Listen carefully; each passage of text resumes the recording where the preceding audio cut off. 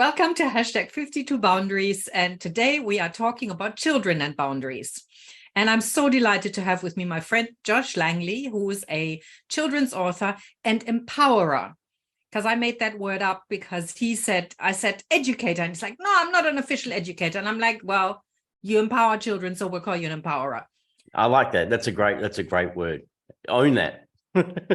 Absolutely, because that's what you do. And I've seen people and children and adults comment on the work you do. You definitely empower people. So thank you, Angela, and I'm loving to be here. Thank you so much. I'm gonna use that. I'm gonna put that on my thing, empowerer. Yay. Welcome, Josh. It's so good to see you. And you too. I'm looking forward to our little chat. Oh, me too. Now, the one thing that we need to say right up front is neither Josh nor I am parents. We do not. And we're going to be talking about kids. But, that can be the best angle to come from. But you know what? I've got plenty of experience. I was a child for a long time. Yeah. And I also have been working with clients for 26 years. I have been a godmother. I have been, an honorary aunt. I have done all sorts of things where I had children in my life. And so I don't come from nothing. In fact, I think the distance that I have sometimes really useful to see what's going on in relationships that parents may not be able to see because they're so close. Yeah, look, I agree with that. And having that distance does give you a different perspective and a more open sort of holistic perspective. But it's like you said, I'm not a parent myself. I'm not an educator. I don't have a background in any kids' mental health or anything like that. But I was a kid and I work with a lot of kids at the moment, doing a lot of school talks and also running workshops, building up emotional, mental resilience, and a lot of those important topics. I work with kids and I work alongside child psychologists as well. So I get to see what goes on. But for me, my philosophy is KISS, keep it simple, silly.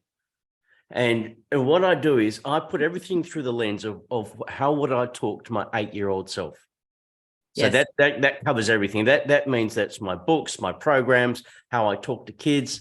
And that is usually a very direct, open, and honest conversation that I have. So when we're going to be talking about boundaries today, I'm going to be using it through the lens of how would I, as an 8-year-old kid, have my boundaries put for me.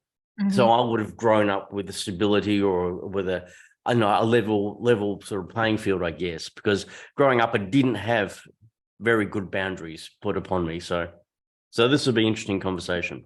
Did you have parents who had really soft boundaries, which meant they didn't give you any guidelines and just went, you just do whatever you do? Or did you have parents who were really strict and really enforced the boundaries? I had the soft boundaries. Parents had soft boundaries. They were very much self-involved, and they it was like my dad was a workaholic, so he was working all the time. My mum was working night shift. And it was almost like you could get up to whatever you wanted. But thankfully, I wasn't one of those kids that took advantage of that. I was still a good kid. I didn't go off and running around, but I had sort of physical boundaries, like say when I was riding my bike. So back in the 80s, the good old 80s, I had the boundaries of my suburb. I wasn't allowed to go over the main roads or the railway line outside my suburb. And I stayed within that. That was my boundary, because it was a fairly big suburb I grew up in. So I had a lot of places to explore within that. And that was really the only sort of physical boundary and delineated boundary. All the rest were emotional boundaries, Angela. They were very much unspoken, but if you upset me, I'm going to get angry with you, or I'm going to make you feel guilty. And so I learned a whole new set of boundaries like that, which was, as an 8-year-old, very, very difficult to sort of take on board. Mm-hmm. It's really interesting because I had the opposite parents. Oh, wow. You had the super strict ones. I had the super strict German shame-based model. We've got our own little educational model in psychology. I had the parents who were absolutely strict with everything.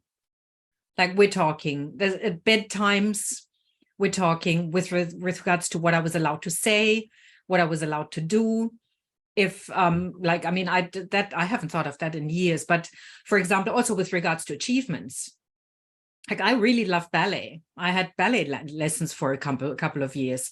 And then the ballerina teacher told my parents that I was never going to amount to anything major, that my skills weren't great enough to actually advance to anything. So my parents immediately canceled the lessons.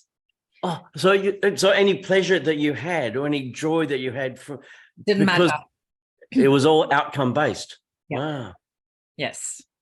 So there were all these really strict boundaries, and it was very hard to develop any kind of sense of personal agency. You know, like what was I allowed to do? What wasn't I allowed to do?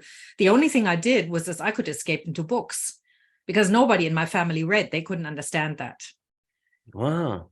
Okay. But it was this whole, I did not have a right to decide what I wanted to do. My parents made all the decisions for me. And if I made a decision that they didn't agree with, the consequences were dire. Wow. Wow. So you grew up going, these are normal boundaries. Mm-hmm. I was so afraid of authority that if anybody, and my parents and my grandparents had absolutely supported that if they felt that I was stepping over the mark, they would threaten to call the police. So oh yeah, that I grew up with a fear of authority. You would not believe if anybody looked at me, you know, like in a weird with any kind of outfit that was a uniform or, you know, like any kind of suit that represented an, or, you know, like coats or anything like that, I would start quaking in my boots. Wow. Until I came to a place where I just rebelled. Ah, okay. So you went going one way and then suddenly you were able to break out of that. Yeah. How old were you? When I started breaking the rule, Yeah. my teenage years, so about 15, 16. And that's when, and it was careful. And then I moved out at the age of 18 and I moved as far away as I could. But yeah. Yeah. So how do you think those early boundaries, really hard boundaries, have affected you now? I know this is you actually interviewing me, but anyway. No, it's a conversation, isn't it? Conversation, yeah. So how does it affect you now then? I can be very strict on myself, and I have to take a really deep breath and go, that's old school. That's traditional, you know, and then I sometimes flip into the opposite where I'm really lenient with myself and I go, that's the rebel. So it's maintaining constant self-awareness of when does my childhood boundary actually impact on my adult self. And most of the time it works really well and I can actually handle it. And then there are times when I go, you know, but everybody has that. And the thing is, of course, not to fall into it and start being a, you know, being a total mess about it. Or get really upset or blame, self-blame or parent blame or anything like that, but just go, okay, another layer of the onion. We're just yeah. And I suppose it's interesting because it's like I didn't understand the whole concept of boundaries until a couple of years ago, because I didn't have many growing up, and I just got no idea what a boundary was, and therefore I would let anything happen. I'd be taken advantage of. People would come into my life who I didn't want to. And then I felt bad. And it's just, so I had no idea about boundaries. And of course, because the way I grew up with a lot of guilt and a lot of shame and all that, it was always, I don't deserve boundaries.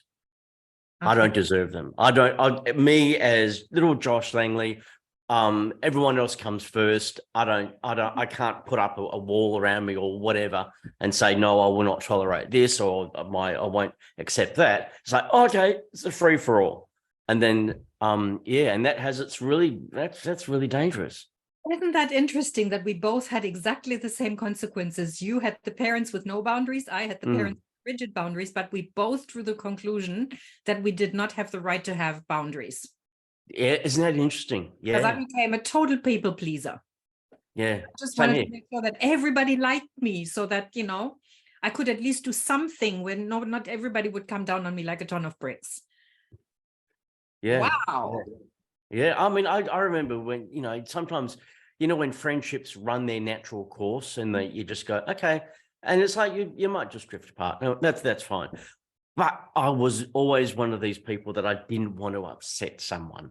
So therefore I would actually fake how I'm feeling, fake it, and then give them the false pretense that I'm still going to keep the friendship going, even though I was like, I've moved on, they've moved on. But I didn't give them because I didn't have any personal boundaries. I didn't say, okay, let's call it quits. You go your way, I'll go my way. And I just kept dragging it out until I've ended up getting to the point where I felt trapped. Hmm. And then when I felt trapped, I got angry and I retaliated. And they go, what the hell? Where'd that come from? Yeah. And it's like, and I didn't do them a service, but it was more about me though. Yeah. I did me a disservice. And that's the thing that, I think when you come from a childhood that's traumatic, I'm assuming you had that traumatic childhood, like that kind of parenting.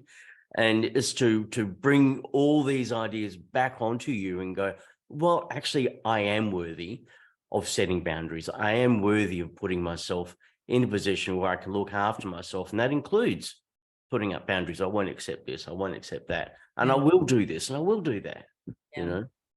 I find the thing that I, for example, didn't know as a child, and I know a lot of children are not really aware of that either, because I've had the conversations with kids about that, is that we don't know about our needs.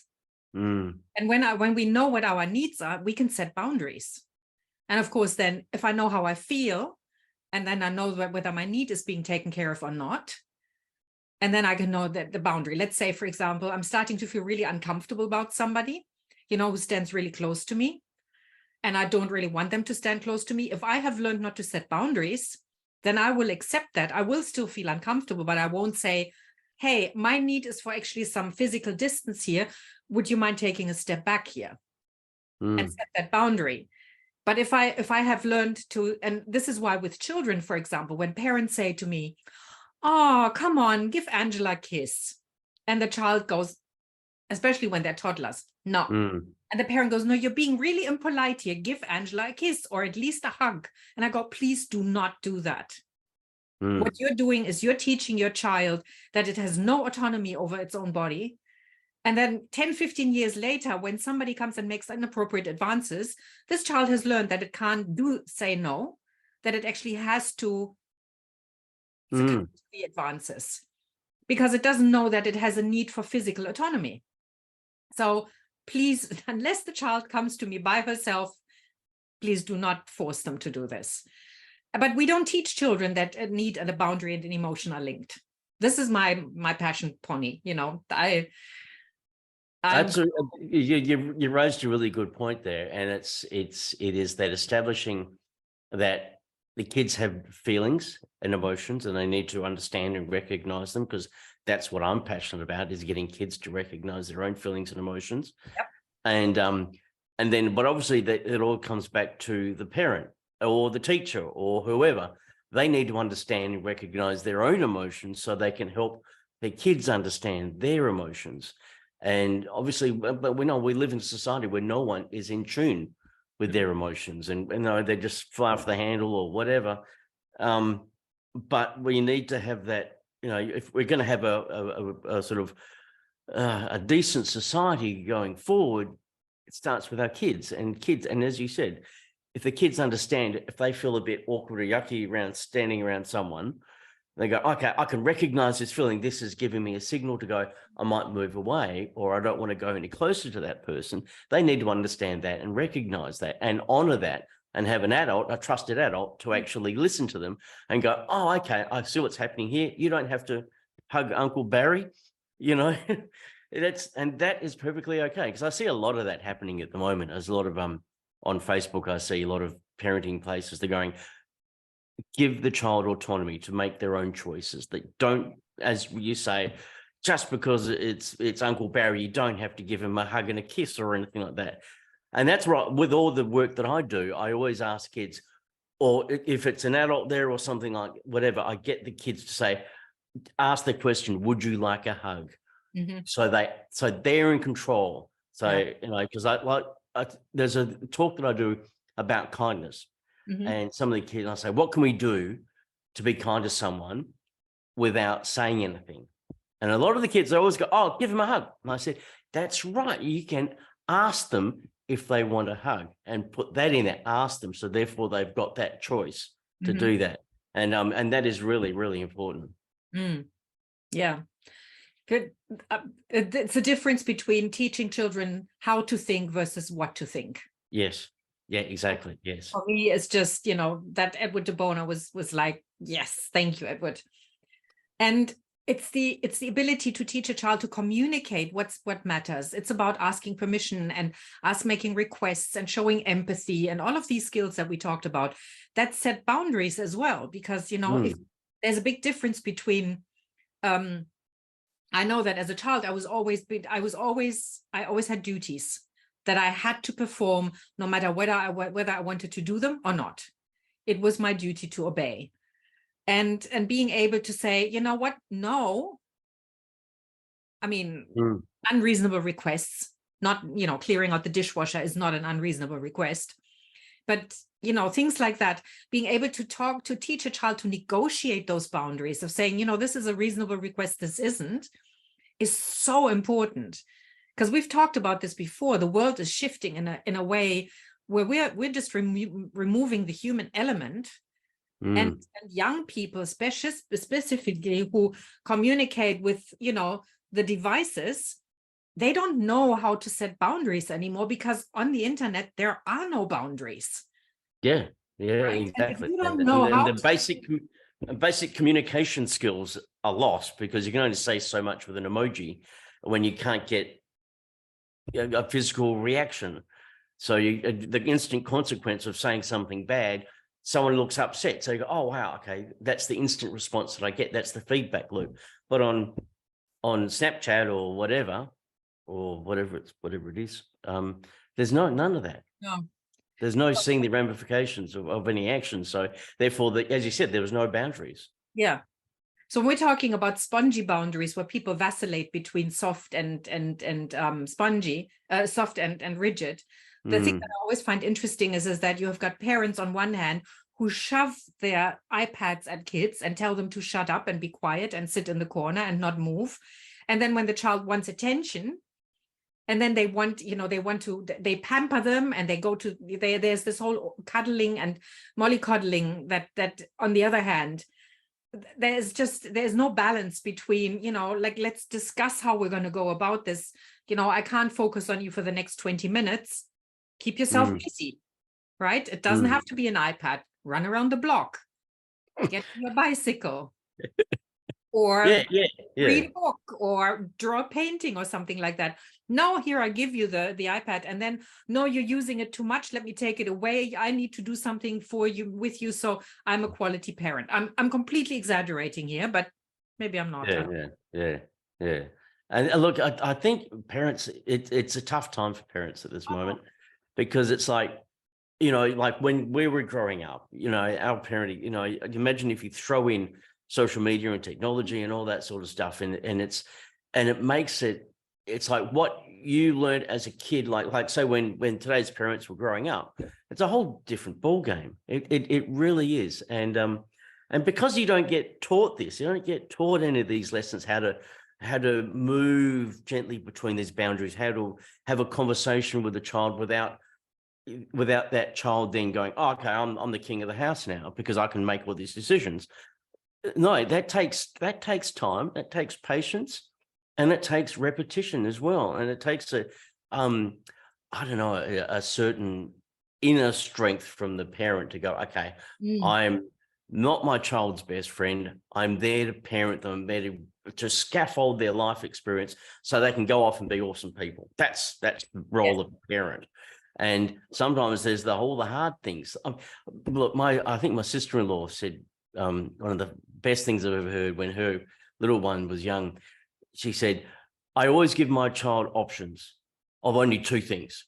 Like, say if she wants biscuits, you've only got choice of two. So at least the child then has a feeling of autonomy. Okay, but it's not like, what biscuit do you want? Everything in the whole wide world. And you know what? That just makes people's brain melt down.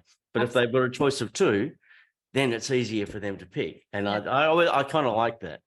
That reminds me of a client that I had in a leadership program who used to come in the morning. And she said to me, my team has actually asked me to talk to you about that. I arrive in the morning, obviously, always really frazzled. And it takes me a while to actually calm down. So, and she said, I don't understand why this is so. And, sometimes it's good to have a coach because, when we're right in the middle of it, we don't really see it. It turns out that she had a 3-year-old daughter, and she asked her to pick her own clothes for the day. So the little girl would be standing in front of the wardrobe and take half an hour, 40 minutes to choose the clothes. Whereas mom was just quietly imploding and going, we need to go, which put more stress on the girl to make a choice. So that's exactly what I did. I said, give her the choice between 2 outfits. Would you like to wear the red dress or the blue dress? Completely changed everything. Child knew how to make a decision. Mom arrived at work, calm and collected, on time. And it's just such a simple shift, isn't it? I mean, I haven't put it. I do that with my husband every now and then. I go, look, you've got a choice of 2 things. We can either go to the movies or we're going to go out for dinner. Okay. Yeah. But that's the thing is when we give children the freedom, to do, and we talk about no boundaries. You can do whatever you want, express yourself to your full potential. You can game for 10 hours. You can, whatever, it doesn't matter. I mean, gaming is just one example, but you could go and I mean, children do things at a much earlier age now to a much higher level of excellence than I was used to. I mean, I look at cooking shows with children. I go, my God, where did you learn those skills?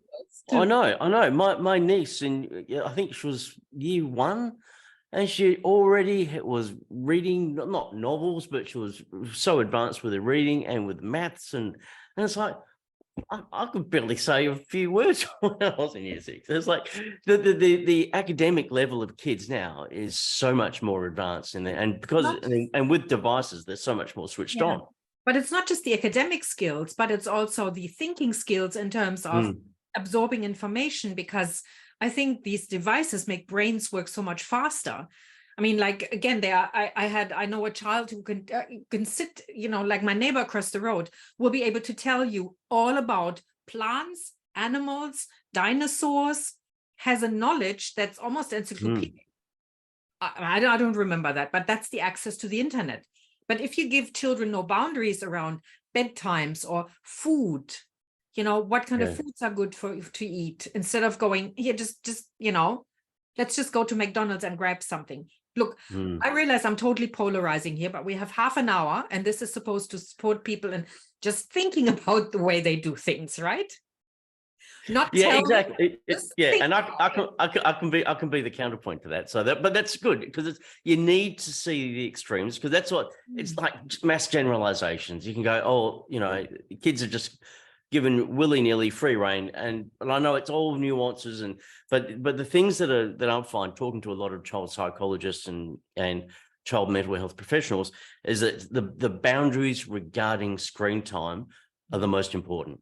And the boundary around screen time has to play into that the parents have to have the same boundaries. Like when they tell the kids, okay, you cannot have your iPad or the phone in your room at nighttime, the parents have got to do the same thing. They've got to, there's this great device. I can't remember what it's called. It's called In Charge Box or something. And it's an actual box that all the devices go into at nighttime, and it gets locked and it charges the phones, does all that sort of stuff. So therefore, we all know the dangers of kids having been on devices all night, because the pings and the dings and notifications, and they miss out on all their friends' conversations, and all that sort of stuff. And so the mental health benefits are far outweigh any of the ramifications of a child going, oh, mum, give me the phone at night time, But if the family does it together, that helps. That's one of the really, really important things. Yeah. Since we're talking about it, and I want to do a whole conversation with a nutritionist about that, sugar. Oh, the boundaries around food and sugar, fast food and sugar. That's something, again, I see, I mean, I totally understand that parents are overwhelmed. We're working more than ever. It's a joke, I mean, I do my laundry. My grandmother and my mother used to hand wash laundry. right? And then they had the washing machine, but it still had to be hung up and they had to be, all of these things. I toss mine in the washing machine, then it beeps and I go and I toss it into the dryer. Done. I can do all sorts of other things while I'm doing that. So we're doing more and more things, but we're less and less effective in how we do it because we just, and again, with children, we just cram so much more into people's schedules and into children's schedules. There's this sense of overwhelm. I mean, like I look at some kids' social and educational calendars and I go, my God, do you have a childhood where you can just be bored and not do anything? Yeah, I've heard sort of similar stories. But the thing around sugar is so true. And that's a lot of things that adults have to take the leadership on that as well. But it is like in a busy world, you got to do the research, and you got to do a Google. What are the effects of sugar? Because it's the whole thing is like, remember they did the study back in the 40s and the 50s, and they said it's fat. Fat is bad for you. And then they started pumping sugar into the low fat foods to make it tastier because it was terrible. And then they realized actually the fat was pretty much okay. It was the amount of sugar that was causing all the damage. And that's why you got such a rise in diabetes. And you look at anything from a loaf of bread to, so it's not just fast food that's got sugar in it, everything, whether it's not just sugar, it's corn syrup. I mean, the worst places are those those juice places. I won't name names, but those fast food sort of fruit places, and where they get I'll mention Boost juice, all those ones, they are so bad because people think, oh, it's just fruit juice or just juice. But if you've condensed all these and it's still sugar into a drink, and you drink it, that sugar is going to have a massive effect on your body, and your body won't be able to cope with it. For growing bodies that are not moving anymore because they're sitting around, different. But again, I mean, we're almost at the half-hour mark, but if we go a little bit longer, I won't scream.